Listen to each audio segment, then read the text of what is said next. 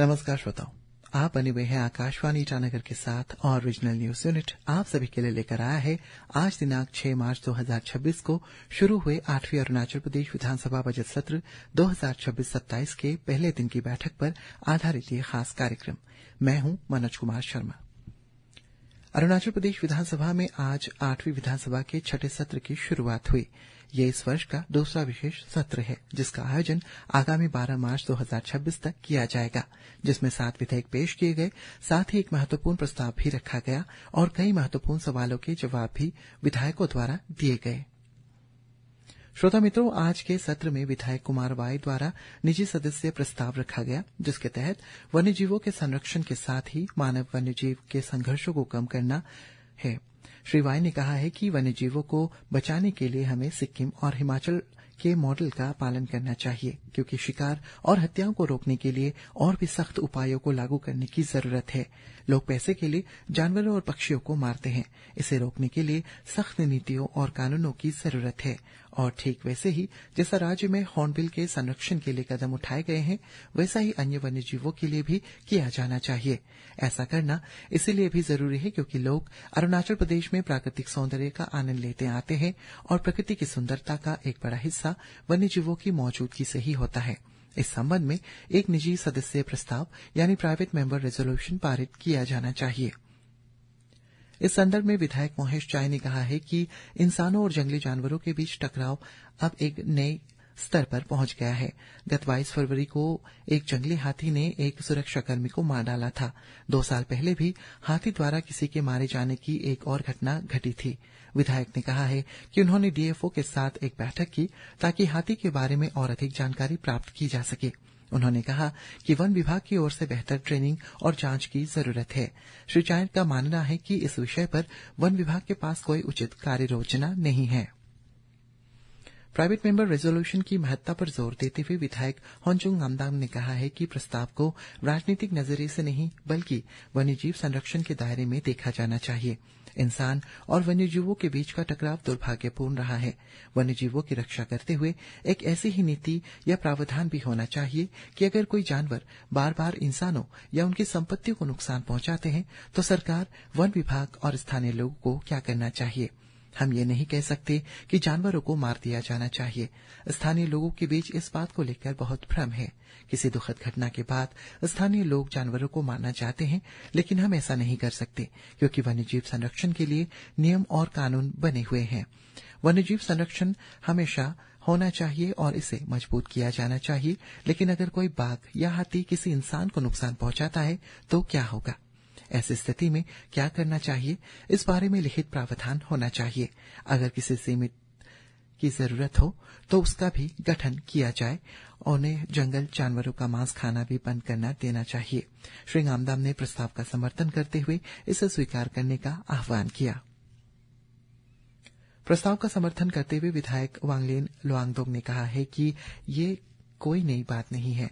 ये प्रागैतिहासिक काल से ही चली आ रही है। ईटानगर में वन्यजीवों के लिए आरक्षित 140 वर्ग किलोमीटर का इलाका काट दिया गया है। विधानसभा भवन भी वन्यजीव क्षेत्र के अंतर्गत ही आता है। जब हम जंगली जीवों के उनका रहने का ठिकाना छीन लेते हैं तो वे कहाँ जाएंगे? ऐसे में स्थानीय इलाकों में ही घुसपैठ करेंगे। तो असल में किस तरह का प्रस्ताव लाया जाना चाहिए? वन्यजीवों की सुरक्षा के लिए या इंसान और वन्यजीवों के बीच के टकराव को सुलझाने के लिए? विकास के लिए जमीन की जरूरत होती है और अरुणाचल में सारी जमीनें जंगलों के दायरे में ही आती है। हम विकास कार्यों के लिए जंगल की जमीन का ही इस्तेमाल करते हैं। इसीलिए वन्यजीवों की सुरक्षा का समर्थन करना बेहद जरूरी है। ये राज्य की प्रतिष्ठा का सवाल है, लेकिन जब इंसानों की आबादी बढ़ती है तो जाहिर है कि टकराव तो होगा ही। सिर्फ एक प्रस्ताव पारित कर देना ही काफी नहीं होगा। हमें एक ऐसी नीति की जरूरत है जो राष्ट्रीय वन्यजीव नीति के अनुरूप हो। राज्य सरकार को इंसान और वन्यजीवों के बीच के संबंधों को नियंत्रित करने के लिए एक नीति बनाने की जरूरत है। शिकार पर पूरी तरह से पाबंदी लगा दी जानी चाहिए। पासीघाट ईस्ट विधायक तापी दारांग भी इस चर्चा में शामिल हुए। प्राइवेट मेंबर रेजोल्यूशन पर जवाब देते हुए विधायक वांकी लोवांग ने कहा है कि सड़कें, नेशनल हाईवे और दूसरे डेवलपमेंट प्रोजेक्ट बनाने के लिए जंगलों की कटाई होती है। ऐसे कभी कभी जानवरों के कुदरती आवासों पर खलल पड़ता है। कृपया जंगल बचाने के लिए अपनी जमीन में से कुछ हिस्सा प्रदान करें। जंगलों की कटाई रोकने का यही तरीका है। कैंपा फंड का इस्तेमाल तभी हो सकता है जब आप जंगल के लिए जमीन प्रदान करें। श्री लोवांग ने कहा है कि अब लोगों को काफी जागरूकता आ गई है। पहले जंगली जानवरों एवं पक्षियों का मांस खुलेआम बिकता था, लेकिन अब ऐसा नहीं होता। फिर भी हमें अपने लोगों से और ज्यादा सहयोग चाहिए। हमें और ज्यादा जागरूकता की आवश्यकता है। हाथियों या बाघ के हमले की वजह से हमने कई जानें गंवाई हैं, इसलिए राज्य सरकार ने इस मामले पर पहले ही ध्यान केंद्रित किया है। हम मुआवजा और आर्थिक सहायता प्रदान कर रहे हैं और वन विभाग के अधिकारियों के साथ लगातार संपर्क में हैं। पिछले महीने अधिकारियों ने जंगल के उन इलाकों का दौरा किया जहां हाथियों के हमले से सबसे ज्यादा मौतें हुई। सिर्फ प्रस्ताव पारित करने में हम इस समस्या का हल नहीं निकाल पाएंगे। हमें प्रस्ताव के बजाय किसी ठोस उपाय के बारे में सोचना चाहिए। किसी भी प्रस्ताव की वैधता सिर्फ 6 महीने ही होती है और अगर वो पास भी हो जाता है तो भी इस बात की कोई गारंटी नहीं होती कि उसे लागू किया ही जाएगा। विधायक ने जानकारी भी साझा की है कि पाके, नामदफा और कामलांग में स्पेशल टाइगर प्रोटेक्शन फोर्स के तहत 334 पद की मंजूरी भी की गई है। उन्होंने कहा है कि विधानसभा का कोई प्रस्ताव केंद्र सरकार के वन्यजीव संबंधी दिशा निर्देशों के विपरीत हो सकता है। इस विषय पर अधिक सोच समझ कर निर्णय लेने के लिए एक विधानसभा समिति गठित करने का प्रस्ताव करता है ताकि इस मामले पर गहन चर्चा और अध्ययन किया जा सके। इसके जवाब में विधायक कुमार वाई ने कहा है कि केंद्र ने दिशा निर्देशों से इसे कई विरोधाभास नहीं है। ये भी वन्यजीवों की रक्षा करना चाहते हैं। केवल जागरूकता से कुछ नहीं होता। दूसरे राज्यों में नीतियों का अध्ययन करने के बाद विधानसभा में एक प्रस्ताव पारित करके ही इस समस्या का समाधान किया जाता है। सिक्किम विधानसभा में भी 2003 में प्रस्ताव पारित किया गया था और तब जाकर बदलाव आया है। अगर आज नहीं तो निकट भविष्य में इस प्रस्ताव को निश्चित रूप से पारित करना होगा, अन्यथा इसमें राज्य का ही नुकसान है।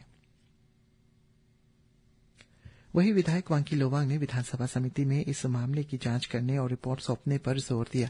कुमार वाई और राज्य सरकार के समय सीमा की मांग की है और इस पर श्री लोवांग का कहना है कि स्पीकर सबसे पहले एक समिति का गठन करेंगे और वो अपनी रिपोर्ट सौंपेंगी, उसके बाद ही आगे की कार्रवाई की जाएगी।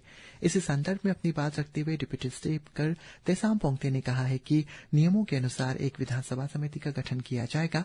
बहस के दौरान सदन के किसी भी तरीके से संबंध में अतिरिक्त जानकारी या आगे की जांच के लिए एक समिति बनाई जाएगी।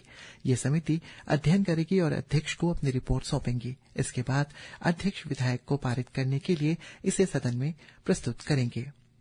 8वें अरुणाचल विधानसभा बजट सत्र के तहत आज प्रश्नकाल के दौरान लोंगडिंग पुमाओ विधायक थांगवांग वांगहम ने शिक्षा राज्य मंत्री से प्रश्न किया है कि किसी भी शिक्षण संस्थान में बिना किसी प्रिंसिपल के वो संस्थान ऐसे हवाई जहाज की तरह होता है जिसमें कोई पायलट नहीं होता। उत्तर देते हुए शिक्षा मंत्री ने कहा है कि हमारे पास कई पायलट हैं, लेकिन उन्हें ट्रेनिंग की जरूरत है। अभी बहुत सारे प्रमोशन बाकी है। एक बार आरआर यानी भर्ती नियमों के लिए मंजूरी मिल जाने के बाद हमारे शिक्षण संस्थान में पर्याप्त प्रिंसिपल होंगे। अरुणाचल प्रदेश में कुल 110 सरकारी सेकेंडरी स्कूल है और 100 प्रिंसिपल के पद मंजूर है। आरआर मंजूर होते ही ये कमी दूर हो जाएगी। एक अस्थायी इंतजाम के तौर पर हमने वाइस प्रिंसिपल और प्रिंसिपल को रोटेशन के आधार पर तैनात किया है। जिन स्कूलों में प्रिंसिपल है वहां के वाइस प्रिंसिपल को किसी दूसरे स्कूल में प्रिंसिपल का दर्जा दिया गया है। विधायक लाइसेंस सिमाइन के सवाल चांगलांग में प्रशासनिक मुख्यालयों जिनमें सर्कल ऑफिस, सर्किट हाउस और स्टाफ क्वार्टर के इंफ्रास्ट्रक्चर विकास संबंधित रहा। उत्तर देते हुए उप मुख्यमंत्री चौना मेन ने कहा है कि सरकार ने बजट मंजूर कर दिया है, लेकिन कई दिक्कतें हैं, खासकर मैन पावर की। मैन पावर को जिला स्तर पर ही एडजस्ट करना होगा। फिर जमीन का भी मसला है जिसकी वजह से देरी हो रही है। इस संबंध में चांगलांग डीसी से बात की है और इंफ्रास्ट्रक्चर विकास पर स्वयं ध्यान केंद्रित कर रहे हैं।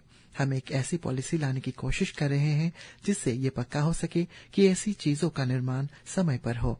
ये मामला पिछले 16 सालों से अटका हुआ है। विधायक वांगनिंग लोवांगडोंग का सवाल रहा, अरुणाचल प्रदेश के खोंसा में असम के तिनसुकिया तक नेशनल हाईवे 315A का काम पूरा हो चुका है, लेकिन ठेकेदारों ने नियमों का उल्लंघन क्यों किया? सड़कों के स्तर में सुधार की जरूरत है। सड़क का कुछ हिस्सा बहुत ही खराब हालत में है। इसके लिए सिर्फ प्राकृतिक कारणों को दोष नहीं दिया जा सकता, बल्कि इसमें इंसानी गलतियां भी है। सरकार ऐसे अधिकारियों को ठेकेदारों के खिलाफ क्या कार्रवाई करेगी, जिसका उत्तर देते हुए चौना मैन ने कहा है कि मिट्टी की कटाव, भूस्खलन और 7 महीने तक लगातार बारिश, सड़क के हिस्से में पुलू नामक नदी का बहना, उस इलाके में बाढ़ और भूस्खलन की वजह से लगभग 10 किलोमीटर के दायरे में सड़क को काफी नुकसान पहुंचा है। सड़क के बाकी हिस्सों के लिए विभाग ने ठेकेदारों से पहले ही संपर्क कर लिया है। श्रोता मित्रों, विधानसभा में आज 7 विधेयक भी पेश किए गए, जिनमें अरुणाचल प्रदेश वस्तु एवं सेवा कर संशोधन विधेयक 2026, अरुणाचल प्रदेश स्थानीय प्राधिकरण दल बदल निषेध संशोधन विधेयक 2026, अरुणाचल प्रदेश शहरी और ग्रामीण नियोजन संशोधन विधेयक 2026, अरुणाचल प्रदेश अग्नि एवं आपातकालीन सेवाएं विधेयक 2026, अरुणाचल प्रदेश विधानसभा सदस्यों के वेतन, भत्ते और पेंशन संशोधन विधेयक 2026, अरुणाचल प्रदेश राजकोषीय उत्तरदायित्व और बजट प्रबंधन संशोधन विधेयक 2026 एवं अरुणाचल शिक्षा विभाग के कर्मचारियों के स्थानांतरण और पदस्थापन विनियमन और प्रबंधन विधेयक 2026 शामिल है। शिक्षा मंत्री पीडी सोना ने राज्य विधानसभा में अरुणाचल प्रदेश शिक्षा विभाग के कर्मचारियों की स्थानांतरण और पदस्थापन विनियमन और प्रबंधन विधेयक 2026 पेश किया। इस प्रस्ताव कानून का उद्देश्य राज्य में शिक्षा विभाग के तहत कार्यरत कर्मचारियों, शिक्षण और गैर शिक्षण के स्थानांतरण और पदस्थापन को विनियमित करने के लिए एक व्यापक वैधानिक ढांचा स्थापित करना है। विधेयक के उद्देश्यों को और कारणों के विवरण के अनुसार शिक्षा विभाग में स्थानांतरण और पदस्थापन वर्तमान में मुख्य रूप से कार्यकारी निर्देशों के माध्यम से नियंत्रण में है। इसके कारण अक्सर विसंगतियां और समान मानकों की कमी और बार बार शिकायतों के सामने आती है, जिसका शिक्षक क्षेत्र में प्रशासनिक दक्षता और निरंतरता पर प्रतिकूल प्रभाव पड़ता है। ये विधेयक स्थानांतरण और पदस्थापन को विनियमित करने के लिए स्पष्ट कार्यकाल, मानदंड, निष्पक्ष और पारदर्शी मापदंड तथा संस्थागत आवश्यकताओं का प्रस्ताव करता है। इसका उद्देश्य शिक्षकों और कर्मचारियों का न्याय संगत नियोजन सुनिश्चित करना भी है, विशेष रूप से राज्य के दूरदराज और दुर्गम क्षेत्रों में। ये कानून जनहित में आवश्यकता, प्रशासनिक लचीलापन बनाए रखने, मानवीय आधार विचार और व्यक्ति संगत ढांचा, स्थानांतरण और पदस्थापन संबंधी मामलों की डिजिटल प्रोसेसिंग तथा एक प्रभावी शिकायत निवारण तंत्र के रूप में प्रावधान का काम करेगा। श्री सोना ने कहा कि इस प्रस्तावित कानून को लागू करने का उद्देश्य स्थानांतरण और पदस्थापन प्रणाली में निष्पक्षता, पारदर्शिता और जवाबदेही को बढ़ावा देना है।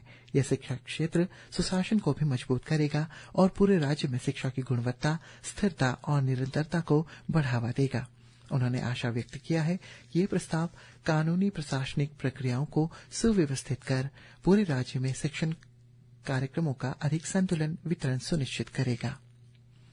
इस बीच श्रोता मित्रों, आप सभी को ये जानकारी देना चाहेंगे कि विधानसभा का सत्र सोमवार को पुनः शुरू किया जाएगा। आशा है कि 8वीं अरुणाचल प्रदेश विधानसभा का बजट सत्र 2026-27 पर आधारित ये विशेष कार्यक्रम आपको पसंद आया होगा।